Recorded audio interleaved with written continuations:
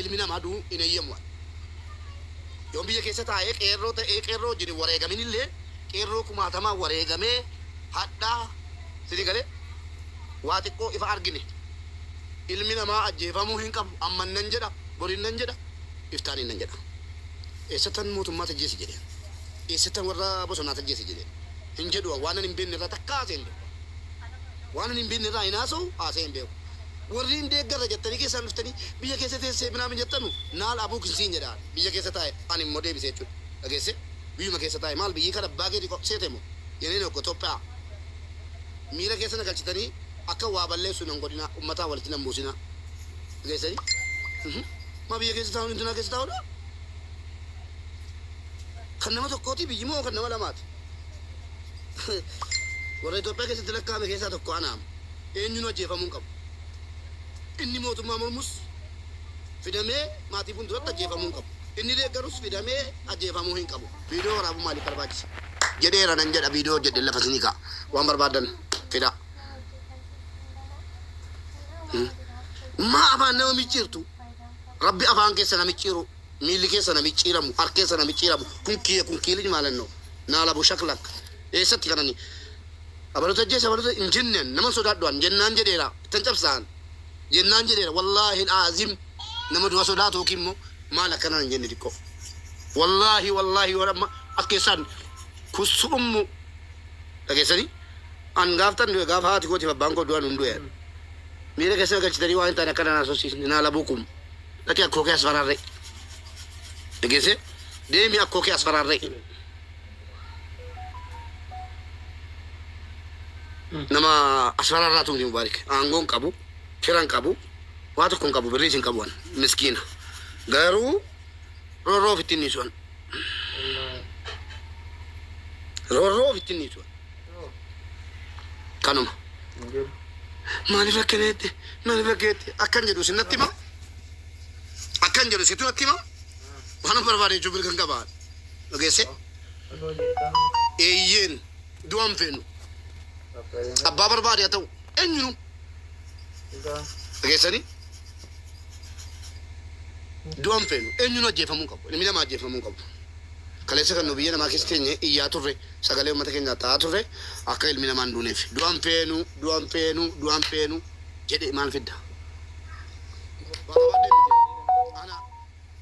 abbaan barbaade namni dhuunfaa tokko geessee mana isaa keessatti na hidhachuu danda'a nan beekaaman nama naa dubbatu hin qabu firaan qabu abbaan qabu haadhan qabu waa tokko rabbii koo malee waa tokko hin qabu abbaan barbaade namni dhuunfaan hiriyaan koo na bira jiru barbaade harkaa miila na hidhee mana isaa keessa na kaa'uu danda'a nama sagalee naa ta'uu hin qabu dhageessanii an takkaa siyaasa mormee hin beeku deeggarees hin beeku uummata koon deeggaraa dhageessanii uummata kana deeggaru kanan dubbadhu immoo humaanitii irratti humaanitii jechuun namooma irrattan xiyyeeffadhaan waan ilmi namaa tokko Aljeeriyaa tokko biyya biraatti taanaan nu sukkaneessu tokko biyya keenyatti taanaan arguun barbaadu jechuun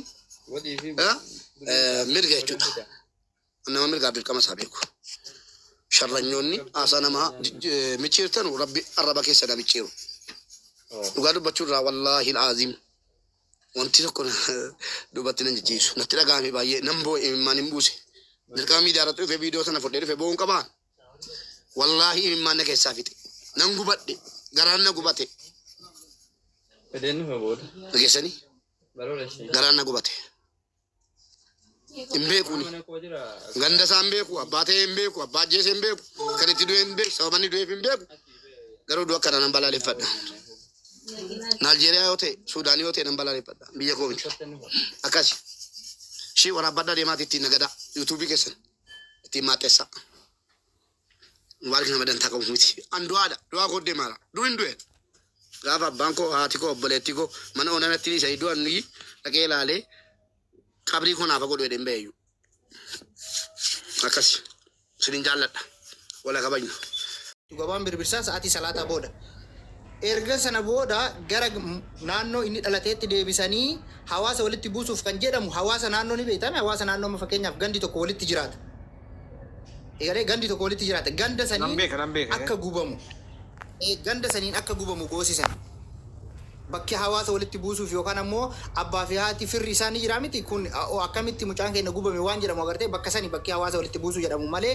wanni waraana adda bilisummaa yookaan ammoo mucaa sana achi deebisee gube tokko hin jiru. Saniif waraanni mootummaa kun deebisee ummatuma ganda saniitiin ummata naannoo saniitiin akka reeffi mucaa kanaa gubamu. Mucaan dhugaa dubbachuu fi keessallee gadi buunee waa mara himuun bu'aa miti garuu bu'aa qabeessaa fi illee miti. Nama qeerroo dargaggoo ijaartaadhaan waraanatti harka waraana adda bilisummaatti geessita dargaggoo hedduu ijaara akka naannoo ganda sanii. Abarso please dhiifama waan kana achuma qabi waa'ee deeggarsaa maalii? Illee boila bakka amma mucaan maal hojjeta jedhee inni gaafatti san dubbachuu barbaadee inni adda waan biraatiif himi. Sirrii jedhe bakka amma hin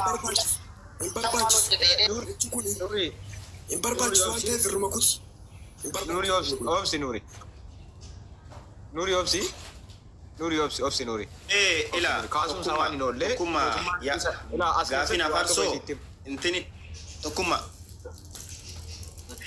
Siya tokko mee carraa naakin tokkummaa. Carraa koo waan irra darbe waan ta'eefi. Yaa afarsoon hafarsoo sirrima ta'ee haasofni afarsoo sirrima garuu mucaan kun ilma qotee bulaati. Ati gaafa ilma qotee bulaa taatu dirqama mootummaaf hin suduuju. Dirqama halkanii guyyaa mootummaan faarsitu. Sammuu kana rabbii waan sirra kaa'eef ittiin akka waan tokko ittiin yaaddu waan barbaadden deeggartaa waan barbaadden dhiiftaa. Mucaan kuni qabatamaan addi bilisummaa deeggaraa mootummaa qeeqaa wanti jedhamee ifa ta'es dhagaes hin jiru. Haadhaaf abbaadhaaf mucaan kun akkuma nama nuti haadhaaf abbaa keenya xoorru haadhaaf abbaa isaanii xoorru nama haadhaaf abbaa bira jiraatudha. Ani interview irraan dhaggeeffadhu. Achirraa waan dhaggeeffadhe sii himaa. Qabatamaan dhalataan aanaa sanii kan haasawa isaa haasawu. Garuu haa ta'u mootummaan gocha gara jabinnaa kana raawwateera. Namoonni immoo jechuudha gocha gara jabinnaa mootummaan kun erga raawwate waan kana awwaaluudhaaf biyyee irra dibuudhaaf akkas yaaltan kun arsii bichaa miti yookiin jimma bichaa keessaa miti Oromiyaa guutuu keessa jira rakkoon. Bakka kamuun jira rakkoon haa ta'u garuu gaafa akkanaa rakkoon akkanaa ka'u wal afaan dhaabannee mootummaa deeggaru jechuun du'a irratti akkamiin mootummaa deeggarta mootummaa nama ajjeesaa jiru. Siyaasaa fi duuti namaa garagara. Mootummaa nama ajjeesu deeggaruu fi gaafa immoo siyaasaaf wal faallaa deemanii an Jawaar deeggaru yookiin ana Abiyyi deeggaru ati Jawaar deeggaruun sun garagara. Dhiiroo akkasii hubadhaa. Lubbuu gaafa obboleessa kee ka garaa keetii haadhateetiif abbaa kee afoo ajjeesan hangam sitti dhagayama. Gubaalleen kana bichaa miti qaluulleen kana bichaa miti dabree jira. Naannoo kam keessattuu ta'ee jira. Haa ta'u garuu akkasii hubadhaa warroonni waan kanatti gammaddan ani baay'ee tokko. Ramzaan fixachiisa gisee takkitti ila dhugaa dubbachuu fi fixadhu afarsoon illee waan si gaafadhu tokko. Ilmaan Oromoo tokko kan asiin dura itti wareegamnee aangoo kana finneef mirga argachuuf himi. Fakkeenyaaf mucaan kun waraanuma adda bilisummaa namuu dubbataara namuu viidiyoo irraa dubbataara waraana adda bilisummaa deeggara deeggara dhugaadha kun soba waan hin qabne garuu waraana adda bilisummaa deeggara jedhee du'uun qabaan mirga kootiimi ilma Oromootiimi yoon deeggare yoon Jawaarii deeggare yoon marroo deeggare maal rakkoo qaba bar siyaasa yaada malee wanni biraa hin jiru yaada kooti garuu ilmi Oromoo mirga argachuudhaaf kan qabsaa'ee uummata kana aangootti fideef du'uufii miti ajjeefamuufii miti wanni isin dubbachuu qabdan. Yaada koo yoon deeggaree dho'isaan qabu. Jaalmarroon dho'isaa qaba dho'isaan qabu. Jawaar dho'isaa qaba dho'isaan qabu. Sigalee dirreetti ba'anii qabsaa'aa jiranii mi dho'isaa waan hin qabneef warri deeggare isa deeggare jedhanii haadhaaf abbaa kiyyaa foon ajjeesuu ni qabanii hin qaban jechuun maa sodaattan maa sodaa miti. Sigalee garuu Oromoon kan qabsaa'eef mirga isaa eeggatuuf bakka mirgi isaa hin jirre maa yoo waraana adda bilisummaa deeggare rifeensi narraa cituu hin qabu malee ilma Oromooti Abiyyis yoo deeggare Jawaaris yoo deeggare eenyu yoo deeggare rifeensi narraa cituu hin qabu yaada kooti. Sigalee garuu wanti isin beekuu qabdan sana deeggaraa saniif sodaannee irra dabrinan jedhina. Maaliif mucaan kun mirga isaa waan deeggare Oromoo deeggare way Amaara deeggare way deemee nafxanyaa deeggare hin deeggarre ba. Sigalee yaada isaati ammoo ammas wanni isinii galuu qabu bakka kanatti garuu sana deeggara jedhanii akkasitti haadhaaf abbaa teessisanii erga ajjeesan boodas reeffa isaa harree yookaan ni beektan gaarii harreetitti hidhanii magaalaa geessanii magaalaa irraa deebisanii hawaasa naannootiin gubsiisuun kunidho waan fokkisaa waan gocha gara jabummaa bakka ilma namaa shuukanneessaa irratti geessurraa. Sigalee dhugaa yoo dubbanne Oromoon kan qabsaa'ee aangootti Oromoo fideef kan qabsaa'ee gara agartee aangoo kanniinitti uummata ol baaseef mirga isaa eeggachuuf hiree ufii muree murteeffachuuf hiree Oromoon amma yaada sammuu keessatti ati deeggartuuf akkana duutaayyee yaada sammuu keessatti ati deeggartuuf yaada yookaan waraana adda bilisummaa deeggara jedhaniif du'uu hin qabdu ture rifeensuus irraa qituu hin qabu ture dhugaa yoo dubbanne akkasi dhugaa baasaa dubbadhaa malee wanti sodaa yookaan waraana adda bilisummaa deeggaree miti maali jedhamu kun namu du'u jira Jimmaa du'u jira Arsii du'u jira Wallaggaa du'u jira Shawaa du'u jira way Oromoon tokko deengadda Harargee keessatti tokko qalanii macuree keessaan gurre suni kan godhe eenyuun waraanuma kanaaf waraanuma mootummaati kan Dirree Dawaa keessa ta'e sun jechuudha. So kanaafuu maal goonaa fakkeessina du'u jirra bakka maraa way bakka takkitti du'u jirra. Sigartee haala siyaasaa yookaan ammoo siyaasaa warroota aangoo gurguddaa barbaaduuf yookaan siyaasota isaanii harkaa barreessuu miti miskiinni maa du'aadha ilmi hiyyeessaa maa du'aadha ilmi qotee bulaa maa du'a maara isaa sanaadhaaf abbaafotti ajjeeffamaa dubbatu namni nu daangessu hin jiru. Warri siyaasa ofiitiif wal akka barbaade walaa godhu garuu hawaasni miskiinni baadiyyaa jiraatu kan baadiyyaa keessa jiraatu maa du'aadha kan dubbachaa jirru malee anama baadiyyaa keessa taa'ee ilma qotee bulaa yoo ta'e yoo jaalmarroo deeggare nan du'a baqa du'u qaba ajjeefamuu qaba rasaasan ajjeefamuu hin qabu jechuudha rifeensuun irraa cituu hin qabu maaliif yaada kooti ammoo wanni amma mootummaan kun godhaa jiru akka nama mul'atutti akka inni amma qawween uummata ajjeesee bulchee uummata rifachiisee bulchee ilmaan isaanii rifachiisee bulchee kunis qilee marra isa oofa malee waan uummanni akkasii bulullee natti fakkaatu garuu haa ta'u hamma tokko fooyya'uu qaba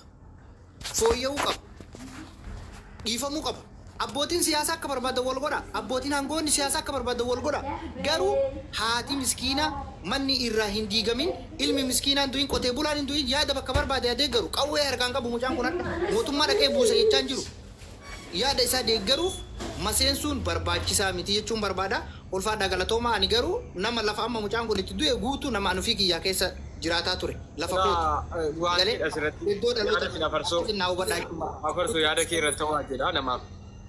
Daqiiqaa takka bicha adeemsa wayii barbaade. Yaada farsoo irratti ta'uu jedha naafsaati. Oye nuuri obsi.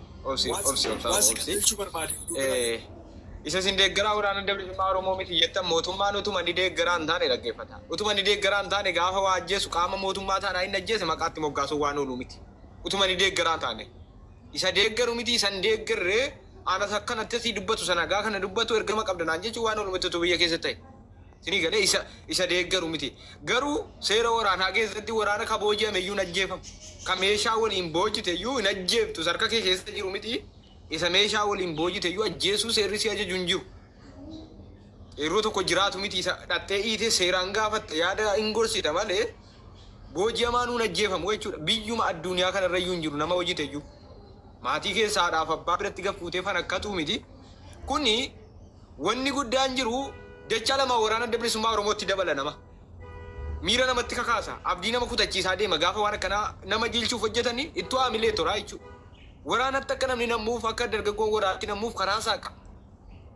Waraana yoo deeggare seeraan mana hidhaatu jira hiitee adabbii seeraatu jira malee haadhaaf abbaa biratti mataa fan akkatuuni biyya lafaa kanarras hin jiru rasaasni mucaa sana nyaate deebi'ee mojjarumatti deebi'uuf ta'a hin darba guyyaan immoo warra rasaasa baatan bortarii irbaata rasaasaa ta'uu mala. Namaan galu jechuudha. Warra rasaasaa humna qabna dandeettii harkaa qabna jedhanii rasaasaa waxalan borofii isaaniitii waxalan waan ta'eef waan oolu miti.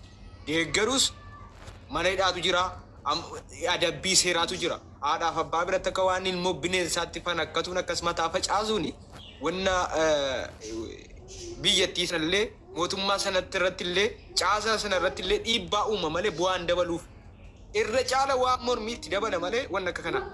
Mucaan sun abaa'oo deeggara yookaan woboo deeggara jedhee tarkaanfii irratti fudhatanii irratti dhiibbaa dachaa lamaan kan duraanii sana caala dhiibbaa dachaa lamaan dabala malee gara jabummaa agarsiisa. Namni biyyarraa abdii kutataa deema. Biyya keessaa ba'uu fi baqachuu bosona seenutti murteessaa galfataa jechuudha. Kun mootummaa irratti dhiibbaa ofirratti godhaa jiru jarrinu. Abadan yoo maalu balleesse nama meeshaan harka hin jirre nama namatti dhukaasaa hin jirre tokko dhukaasa iyyuu lubbuu kee baraaruuf itti dhukaafte miti re. Nama sitti dhukaasaa hin jirre tokko maatii biratti harka hiitee fiddee fan akkatuun injifatamuudha. Injifatamuudha kun abdii kutachuudha. Ammallee dhiiga mucaa kanaaf namoonni dhangalaasan dhiigni jaraa'oo dhangala'uu qaba adabbii seeraa argachuu qabu hin jira. Namoonni dubbanne dubbadhaati. Waa'ee deeggarsaa irratti deeggarus dhiisus akkanatti mataa facaasuun furmaatan ta'u. Furmaatan ta'u. Oo dhugaa dubbanne woboosa bosona keessaa hidhatee amma nuuriin kun oo dhaqee qabame amma woboodha. Mootummaa ajjeesuun qaba. hidhatee jira miti waraana sirreedha boojiirra taanaan ajjeesuun qabu adeemsa seeraatu jira waan ta'eef waraana si caalan beeku waraana keessa seera kan mootummaas hin beeku waan ta'eef garuu booji'amaa nuun ajjeefamu namni meeshaa waliin booji'ame